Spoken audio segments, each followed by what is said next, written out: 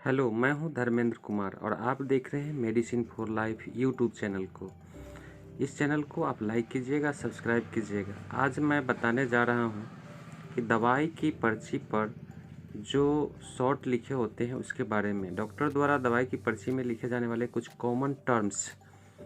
दवाई की पर्ची में लिखे जाने वाले कुछ टर्म हैं। बीपी का मतलब होता है ब्लड प्रेशर, बीएसएफ का मतलब ब्लड शुगर फास्टिंग, यूएसजी का मतलब अल्ट्रासोनोग्राफी और सीएक्सआर अगर कहीं लिखा हो तो समझना चाहिए कि चेस्ट एक्सरे लिखा हुआ है। साथ ही साथ अगर टी कहीं लिखा हो डॉक्टर साहब की पर्ची पर तो समझना चाहिए टेम्परेचर लिखा है। पीआर अगर लिखा हो तो समझना चाहिए कि पल्स रेट है। आर लिखा हुआ हो तो समझना चाहिए कि रेस्पिरेशन है। एचआर अगर लिखा हुआ हो तो हार्ट रेट। बीआईडी अगर लिखा हो तो समझना चाहिए कि इस दिन में 2 बार लेना है, 2 टाइम्स डे।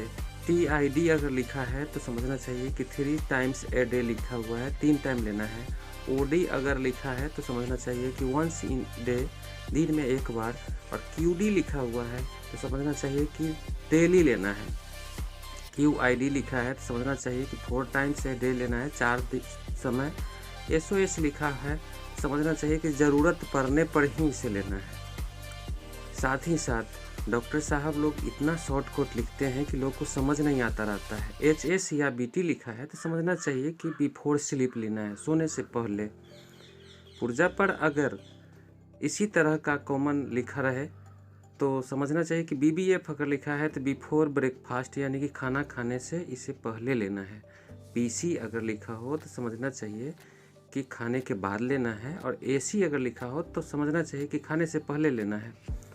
ओपीडी लिखा हो तो समझना चाहिए कि आउट पेशेंट डिपार्टमेंट यानी कि बाहरी पेशेंट के लिए है व्यवस्था। तो बाहर के पेशेंट जो होते हैं ना उनके लिए ओपीडी चलता है, जिसमें सर्दी खांसी बहुत तरह की बीमारियों का इलाज होता है उनका। आईपीडी लिखा हो तो समझना चाहिए इन पेशेंट डिपार्टमेंट, जो भर्ती पेशेंट है ना उसके लिए आईपीडी लिखा होता है पुर्जा पर। और केयर ऑफ लिखा होता है तो समझना चाहिए कि कंप्लेन ऑफ हो। जैसे कंप्लेन कुछ लिखना है पुर्जा पर तो C.O यानी कंप्लेन ऑफ लिखा जाता है। इसी तरह से डॉक्टर साहब की पर्ची पर। तो ये शॉर्ट कट जो है बहुत ही इम्पोर्टेंट है, हर व्यक्ति को जानना चाहिए।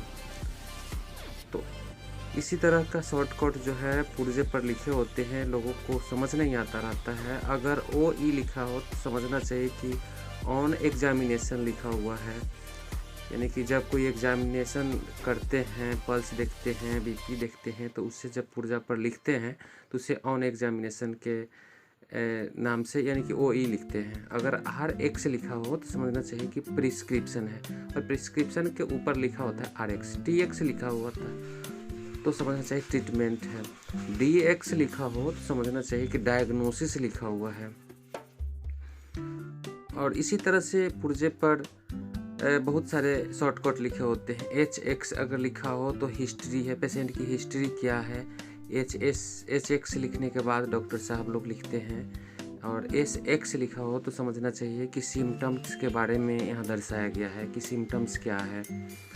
अगर C लिखा हो और C के ऊपर गोल घेरे लगाए गए हो तो समझना चाहिए कि साथ साथ यानी कि विथ दर्शाया गया है पुर्जा पर।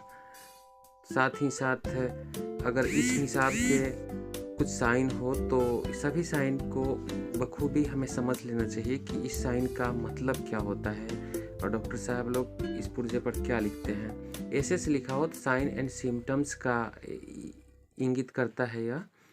और स्टार्ट अगर लिखा हो तो समझना चाहिए कि क्विक यानी कि बहुत जल्दी से लेना है, इमीडिएटली लेना है इसे। और साथ साथ अगर VS लिखा है तो इसको समझना चाहिए कि वाइटल साइन है। वाइटल साइन यानी कि पुर्जा पर इस हिसाब से लिखा होता है कि लोग को अंडरस्टैंडिंग नहीं हो पाता है। CAP अगर लिखा हो तो समझना चाहिए कि यह कैप्सूल फॉर्म में लिखा हुआ है। TAB लिखा हो तो समझना चाहिए कि टैबलेट्स लिखा है। SYP लिखा हो तो समझना चाहिए कि सिरप लिखा है। INJ लिखा हो तो समझना चाहिए इंजेक्शन लिखा है। IV अगर लिखा हो तो समझना चाहिए कि यह इंजेक्शन हो सकता है, इसे वेन में देना है, नस में देना है। ये रहा डॉक्टर के पुर्जे पर लिखे गए कुछ साइन सिग्नेचर, जिसे हम बखूबी समझ सकते हैं डॉक्टर साहब कितना शॉर्ट में लिखते हैं। आप मेरे इस मेडिसिन फॉर लाइफ चैनल को सब्सक्राइब कीजिए, लाइक कीजिए और ज़्यादा से ज़्यादा लोगों तक इसे शेयर कीजिए कि लोग भी समझ सके कि डॉक्टर के पुर्जा पर आखिर इतना शॉर्टकट में लिखा क्या होता है। हमारे वीडियो को देखने के लिए आपको धन्यवाद।